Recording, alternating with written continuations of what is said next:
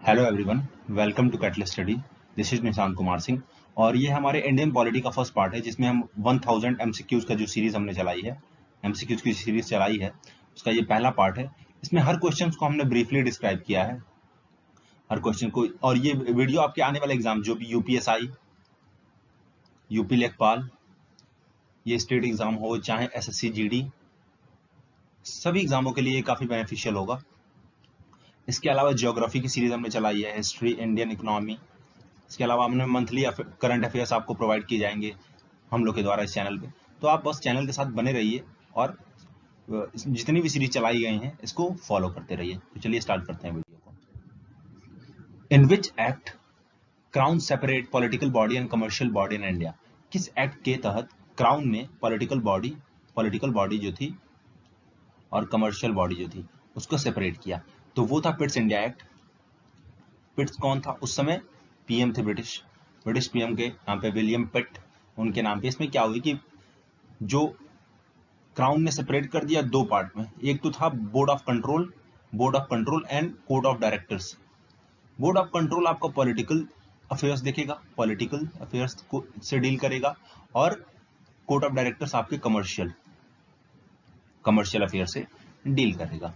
इस चीज को आप ध्यान रखिएगा। अगर रेगुलेटिंग एक्ट की बात करें तो ये 1773 में आया था। इसके तहत गवर्नर ऑफ बंगाल को गवर्नर जनरल ऑफ बंगाल कर दिया गया था। देन इसके अलावा सुप्रीम कोर्ट स्टैब्लिश की गई थी कलकत्ता में। सुप्रीम कोर्ट, पहले गवर्नर जनरल कौन थे हमारे? Warren Hastings. तो इस चीज को आप ध्यान रखेंगे। चार्टर एक्ट अगर 1813 की बात करें तो जो आपकी ट्रेड मोनोपोली थी ईस्ट इंडिया कंपनी की, ट्रेड मोनोपोली, उसको एब्रोगेट कर दिया गया और आप इनको बस इजाजत दी गई कि आप टी का ट्रेड कर सकते हैं चाइना के साथ, इसके अलावा आप कुछ नहीं कर सकते। इसके तहत आपके 1 लाख रुपीस, ये काफी बार एग्जाम में पूछा जाता है ये क्वेश्चन, जो मैंने मतलब ये जो पॉइंट आपको बता रहा हूं, 1 लाख रुपीस इन्वेस्ट की गई थी इस पे, इंग्लिश लैंग्वेज पे। ठीक है। गवर्नमेंट ऑफ इंडिया एक्ट अगर 1858 की बात करें तो इसको गुड गवर्नेंस एक्ट भी बोला जाता है। गुड गवर्नेंस एक्ट बोला जाता है। इसके तहत गवर्नर जनरल ऑफ इंडिया को वायसराय ऑफ इंडिया, यहाँ पे पावर ले लिया था ब्रिटिश जो क्राउन थी, उसने ईस्ट इंडिया कंपनी से पावर को अपने हाथ में ले लिया था। काफी सारी चीजें बदलाव हो गई थी। सेक्रेटरी ऑफ स्टेट बैठा दिया गया था। सेक्रेटरी ऑफ स्टेट का ये काम था कि जो वायसराय ऑफ इंडिया जो था उसको, और जो ब्रिटिश गवर्नमेंट, जो ब्रिटिश पीएम थे या ब्रिटिश क्राउन था, उसके बीच में एक चैनल का काम करता था जो यहाँ के इंफॉर्मेशन वहां पहुंचाता था। तो ये काम था सेक्रेटरी ऑफ स्टेट का। तो इस चीज को आप ध्यान रखेंगे।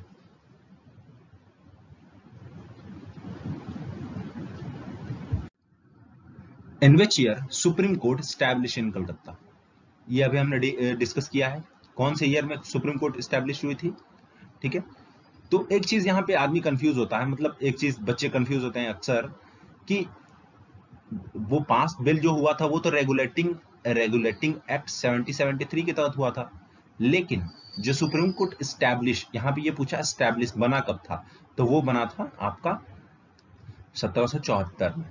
ठीक है। बिल पास हुआ था 1773 रेगुलेटिंग एक्ट के तहत, लेकिन 1774 में कलकत्ता में स्टैब्लिश हुआ था। ये सुपीरियर था, ये जो सुप्रीम कोर्ट था ये सुपीरियर था मद्रास एंड बॉम्बे वाले कोर्ट्स के। सुपीरियर ये इन लोगों की जवाबदेही थी। मद्रास मतलब कलकत्ता कोर्ट को अब जवाब देना, मद्रास और बॉम्बे कोर्ट उसको जवाब देगी। तो इसलिए ये बनाया गया था 1774 में, इसको स्टैब्लिश किया गया। इस चीज को आप ध्यान रखेंगे, काफी कंफ्यूजन होती है। अगर 1861 की बात करें तो इस समय आया था इंडियन काउंसिल एक्ट आया था, 1861।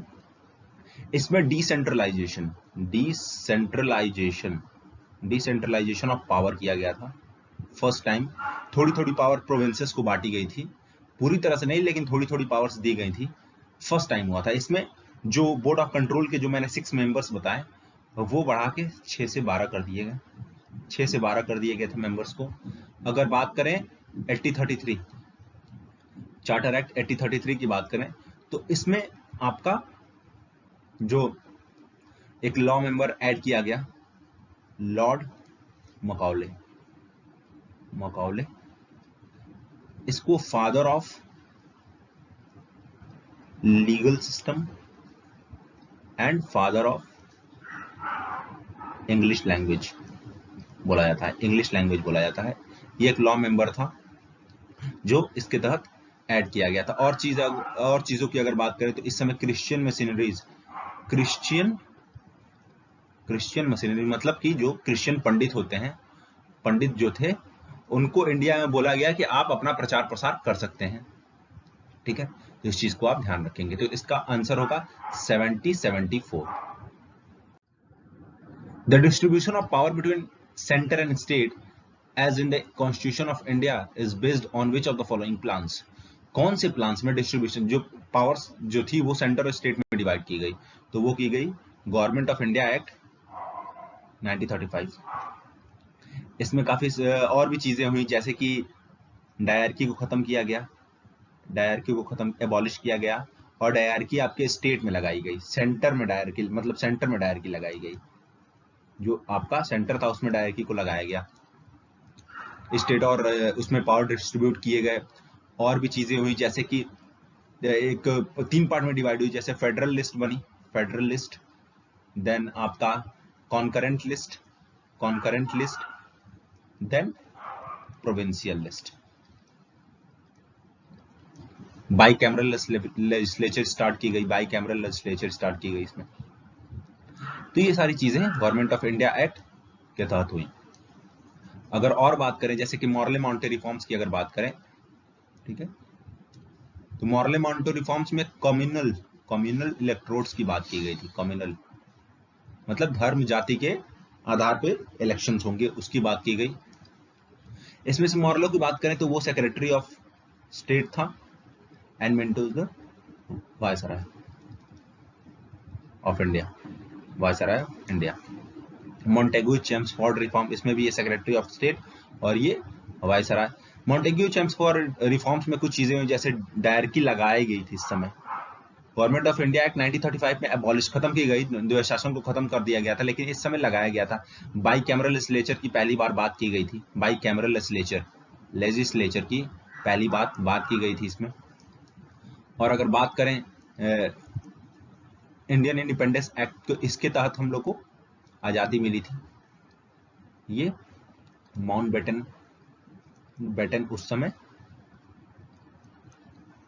वायसराय था हमारे देश का, जिसने एक बंदे को बुलाया था रेडक्लिफ, जिसने इंडिया और पाकिस्तान की बाउंड्री को बाइफर्केट मतलब खींची थी, जो लाइन इंडिया और पाक की। इस चीज को आप ध्यान रखेंगे। तो इसका आंसर होगा government of India act 1935। The concept of judicial review in India has been adopted from the Constitution. Judicial review जो कॉन्सेप्ट था वो इंडिया में कहां से अडॉप्ट किया गया है, कौन से देश से लिया गया है, जो संविधान में जुडिशियल रिव्यू का, तो वो लिया गया है यूएसए से। यूएसए से काफी चीजें ली गई, जैसे कि fundamental rights, impeachment of president, then removal of supreme court and high court जज। ओके, यूनाइटेड किंगडम अगर यहाँ की बात करें तो यहाँ से लिया गया bicameral legislature, then writs लिए गए थे, then single citizenship and parliamentary system, काफी सारी चीजें ली गई थी यहाँ से भी। अगर यूएसएसआर रशिया की बात करें तो रशिया से हमने 2/3 मेजोरिटी ली थी, सॉरी रशिया से नहीं ली थी, ये हमने 2/3 रशिया से नहीं ली थी, ये हमने रशिया से हमने लिया था आपका फंडामेंटल ड्यूटीज, देन हमने लिया था social, economical and political word in preamble. अगर ऑस्ट्रेलिया की बात करें तो ऑस्ट्रेलिया से हमने एक तो लिया था trade, commerce, joint sitting of parliament and कॉनकरेंट concurrent list. ठीक है, तो इसका आंसर होगा यूएसए। इस चीज को आप ध्यान रखें। If a new state of Indian Union has to be created, which of the following schedule is amended? ये क्वेश्चन का मतलब ये है कि अगर न्यू स्टेट को हम क्रिएट करते हैं तो कौन से शेड्यूल को अमेंड या बदला जाएगा? तो बदला जाएगा फर्स्ट शेड्यूल को, फर्स्ट शेड्यूल को जो टेरिटरीज के बारे में बात करता है, टेरिटरीज के बारे में बात करता है। एक इंपॉर्टेंट चीज आपको बताता हूँ, मतलब यूजफुल ट्रिक बताता हूँ, शायद हो सकता है मे भी कई लोगों को पता भी हो। Tears of old PM, old PM इसका मतलब क्या है? हमारे टोटल 12 शेड्यूल्स हैं, 12 शेड्यूल्स हैं।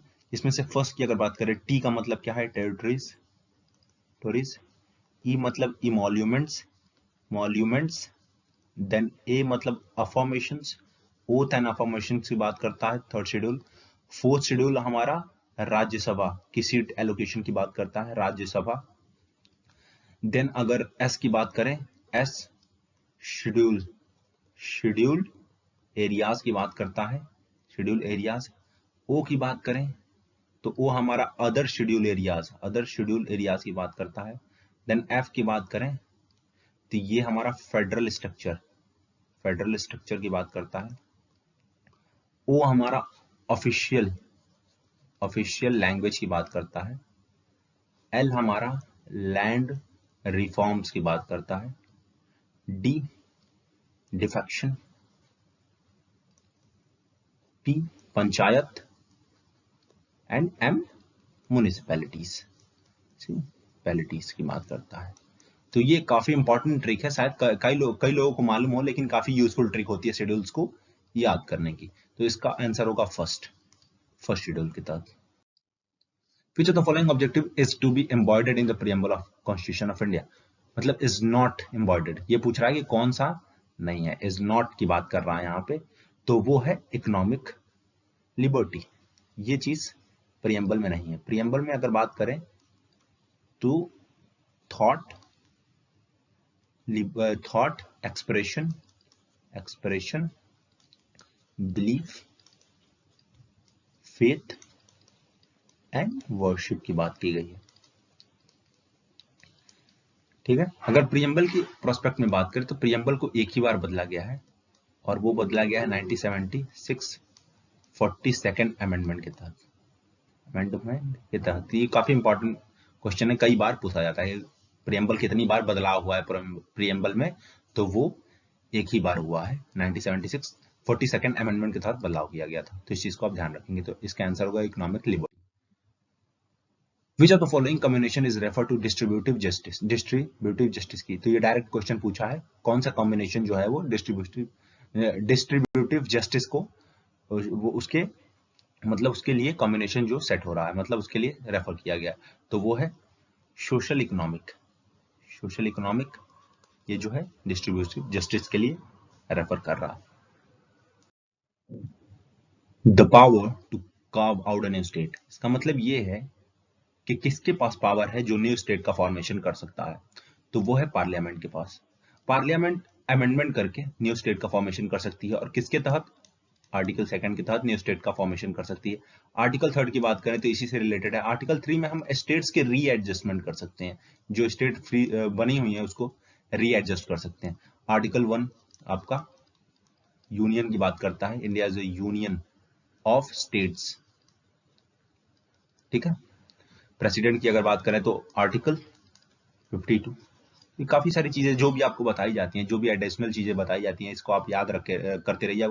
अगर आप वीडियोस को फॉलो कर रहे हैं, वीडियोस को देख रहे हैं, तो ये काफी सारी चीजें आपको पढ़ने की जरूरत नहीं है, काफी सारी चीजें कवर हो जाएंगी। अगर आप पीछे से इसके अलावा बुक्स को पढ़ते हैं, प्रेफर करते हैं, तो वो आपके लिए और भी बेनिफिशियल होगा, क्योंकि ये आपका एक तरीके से कुछ भी आप छोड़ेंगे नहीं, हर चीजों को आप कवर कर लेंगे। अगर पहले आप थोड़ी सी बुक्स से पढ़ लेते हैं यार, बुक से समझ लेते हैं, तो ये क्वेश्चंस आपके एग्जाम्स के लिए काफी हेल्पफुल होंगे। इस चीज को आप ध्यान रखिए। तो इसका आंसर होगा parliament. Which of the following chronological order for the formation? Orders तो लिखना शायद मिस थोड़ा सा उसकी वजह से वो हो गया है, लेकिन कोई नहीं, मैं आपको बता देता हूँ कौन से क्रोनोलॉजिकल ऑर्डर में स्टेट का फॉर्मेशन हुआ। तो अगर बात करें फर्स्ट अगर बात करें फर्स्ट ऑर्डर की अगर बात करें तो 1975 में सिक्किम बना था 1975 में। देन सेकंड की बात करें अरुणाचल प्रदेश 1987, इसके साथ अरुणाचल प्रदेश के साथ है गोवा एंड मिजोरम बना था 1987 में। एंड थर्ड की अगर बात करें तो छत्तीसगढ़ एंड फोर्थ झारखंड। ये दोनों एक ही साल बने थे 2000 में। 2000 में छत्तीसगढ़ झारखंड ये आपका 28th स्टेट्स था और छत्तीसगढ़ 26th। 27th स्टेट था हमारा उत्तराखंड एंड 29th स्टेट बना तेलंगाना इन 2014। तो इस चीज को आप ध्यान रखेंगे। तो इसका आंसर होगा, मतलब इसका ऑर्डर होगा अगर देखें तो सिक्किम, अरुणाचल, छत्तीसगढ़ देन झारखंड। इस चीज को आप ध्यान रखेंगे। The purpose of which of the inclusion of the directive principle in the constitution। अगर ये क्वेश्चन ये इसका मतलब ये है कि डायरेक्टिव प्रिंसिपल जो DSPS है हमारा वो किसके बारे में बात करता है, तो वो बात करता है सोशल एंड इकोनॉमिक डेमोक्रेसी। क्योंकि इसको इसलिए लाया गया, ये कौन से पार्ट में है, DSPS कौन से पार्ट में है, तो ये है पार्ट 4। ठीक है, इसको इसलिए लाया गया क्योंकि जो चीज वैकेंट रह गई थी फंडामेंटल राइट्स में जो चीज वैकेंट रह गई थी, फंडामेंटल राइट्स हमारा पॉलिटिकल डेमोक्रेसी की बात करता है। आपको पॉलिटिकली क्या डेमोक्रेसी मिले, क्या आजादी मिलेगी उसकी बात करता है। लेकिन उसमें सोशल और इकोनॉमिकल डेमोक्रेसी जो थी वो वैकेंट रह गई थी, जिसको फुलफिल करने के लिए DSPS को अडॉप्ट किया गया। और DSPS कहां से लिया गया है, आयरलैंड से लिया गया है। तो ये सारी चीजों को आप ध्यान रखेंगे। तो इसका आंसर होगा social and economic democracy. The concept of welfare of state is included.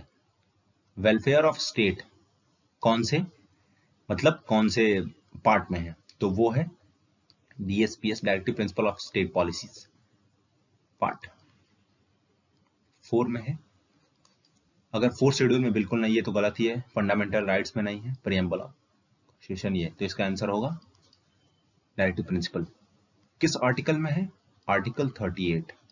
अगर DSPS की और आर्टिकल्स की बात करें, जैसे आर्टिकल 40 विलेज पंचायत की बात करता है, विलेज पंचायत की बात करता है। Then article 44 universal civil code की बात करता है। आर्टिकल 51 ये हमारा एक्सटर्नल अफेयर्स की बात करता है, इन रेस्पेक्टिव स्टेट्स के रेस्पेक्ट में एक्सटर्नल जो फॉरेन अफेयर्स है उसके बारे में बात करता है। और आर्टिकल कितने आर्टिकल्स आते हैं DSPS में, तो आर्टिकल 36 to 50, आर्टिकल 36 से लेके 51 तक DSPS directive principle of state policies में आते हैं। इस चीज को आप ध्यान रखेंगे। तो इसका आंसर होगा directive principle and state policies. Which of the following committees and commission recommended the inclusion of fundamental duties. Fundamental duties जो थी वो कौन से कमिटी ने, किसके रिकमेंडेशन में, मतलब फंडामेंटल ड्यूटीज को हमारे संविधान में ऐड किया गया, तो वो किया गया स्वर्ण सिंह कमेटी।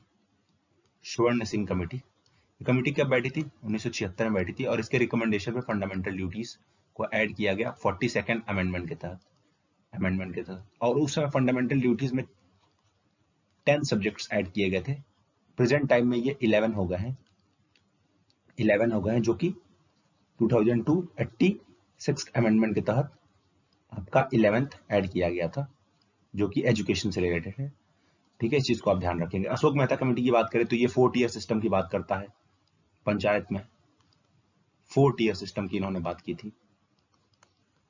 और अगर सरकारिया कमेटी की बात करें तो ये स्टेट और रिलेशंस की बात की थी। स्टेट और रिलेशंस के बारे में ये कमेटी बैठी हुई थी, इसको आप ध्यान रखेंगे। तो इसका आंसर होगा स्वर्ण Singh committee. The guardian of the fundamental, किसको गार्जियन ऑफ फंडामेंटल राइट बोला जाता है, तो वो बोला जाता है जुडिशरी को गार्जियन ऑफ फंडामेंटल राइट्स। क्यों बोला जाता है, क्योंकि आप फंडामेंटल जुडिशरी के पास जा सकते हैं आर्टिकल 32 के तहत, आर्टिकल 32 के जो कि रेमेडीज के बारे में बात करता है। इसके तहत आप रिट्स अपने, अगर आपके फंडामेंटल राइट्स को वायलेट किया जाता है तो आप सुप्रीम कोर्ट जा सकते हैं। आप रिट्स के बस सुप्रीम कोर्ट में आप अगर फंडामेंटल राइट्स वायलेट होते हैं तभी जा सकते हैं, लेकिन अगर आपके legal right and fundamental right दोनों वायलेट होते हैं, दोनों के केस में आप हाई कोर्ट जा सकते हैं, पर सुप्रीम कोर्ट में बस फंडामेंटल राइट के केस में ही जा सकते हैं। 32 को बी आर अम्बेडकर जी ने कहा था सोल ऑफ कॉन्स्टिट्यूशन, और वैसे तो सोल ऑफ कॉन्स्टिट्यूशन प्रियम्बल को भी बोला जाता है, प्रियम्बल को बोला जाता है। तो इस चीज को आप ध्यान रखेंगे। तो इसका आंसर होगा जुडिशरी, जिसको guardian of the fundamental rights बोला जाता है। Which of the following writs can be issued by the High Court to secure the liberty of the individual? कौन सा जो रिट है जो हाई कोर्ट द्वारा इशू किया जाता है इंडिविजुअल की लिबर्टी को सिक्योर करने के लिए, तो वो है हैबियस कॉर्पस। कितने रिट्स होते हैं? तो रिट्स हमारे 5 होते हैं, एक मैंडमस, एक क्यो वारंटो, एक हैबियस कॉर्पस, एक प्रोहिबिशन एंड देन एक शेरिट्योरी बोला जाता है इसको। अगर क्यो वारंटो की बात करें तो इसका मतलब हुआ व्हाट इज योर अथॉरिटी, आपकी क्या अथॉरिटी है, ये पूछ सकती है सरकार। प्रोहिबिशन मतलब रोक मतलब एससी, सुप्रीम कोर्ट की अगर कोई केस चल रही है तो उस पर एससी रोक लगा सकती है। रिट्स के लिए एक अलग से क्लास बनाई जाएगी जिसमें से आपको ब्रीफली डिस्क्राइब किया जाएगा। इसमें मैंने आपको ऊपर सारी चीजें आपको आसानी समझा दी कि अगर आपसे पूछा जाता है कितने रिट्स होते हैं, कौन कौन से रिट्स, तो काफी आप चीजें ये बता सकें। ठीक है, तो इस चीज को आप ध्यान रखेंगे। तो लिबर्टी ऑफ इंडिविजुअल बात करता है habeas corpus. Right to property, right to property क्या है? राइट टू प्रॉपर्टी एक लीगल राइट है, हमारा लीगल राइट है। ये कौन से आर्टिकल में है? ये आर्टिकल है 300A। पहले ये एक फंडामेंटल राइट हुआ करता था, आर्टिकल 31 के तहत फंडामेंटल राइट था, जिसको 1973 में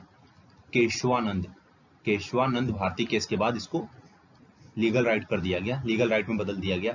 केशवानंद भारती केस की अगर बात करें तो इसमें काफी सारे बदलाव हुए। जैसे ये बोला गया कि preamble is integral part of India. और 1960 में जो बेरूबरी केस हुआ था, बेरूबरी केस, उसमें ये बोला गया था preamble is not a part of constitution. इस चीज को आप ध्यान रखेंगे किस में, क्योंकि काफी इंपॉर्टेंट है ये दोनों केस, ये काफी बार एग्जाम में पूछे जा चुके हैं, ये अक्सर पूछे भी जाते हैं आगे भी। तो इस चीज को आप ध्यान रखेंगे। तो पहले ये फंडामेंटल राइट में था और बाद में ये लीगल राइट में चेंज हो गया। तो ये पूछ रहा क्वेश्चन कि राइट टू प्रॉपर्टी किस में है, तो वो है लीगल राइट है एक हमारा राइट टू प्रॉपर्टी। इस चीज को आप ध्यान रखेंगे। तो ये था हमारा आज का वीडियो। अगर आपको वीडियो अच्छा लगा है तो please like, share and subscribe, और सब्सक्राइब करना, प्लीज चैनल को सब्सक्राइब करना ना भूलें। आप हमसे कैटलिस्ट स्टडी के ऑफिशियल इंस्टाग्राम पेज से भी जुड़ सकते हैं, जिसमें आपको डेली करंट अफेयर्स प्रोवाइड करवाए जाते हैं, जीएस के जो भी नोट्स होते हैं वो प्रोवाइड करवाए जाते हैं। तो काफी सारी चीजें वहां पे भी आपको प्रोवाइड करवाई जाएंगी। ठीक है, तो वो आप वहां पे भी हमसे जुड़ सकते हैं। Then thanks for the watching video.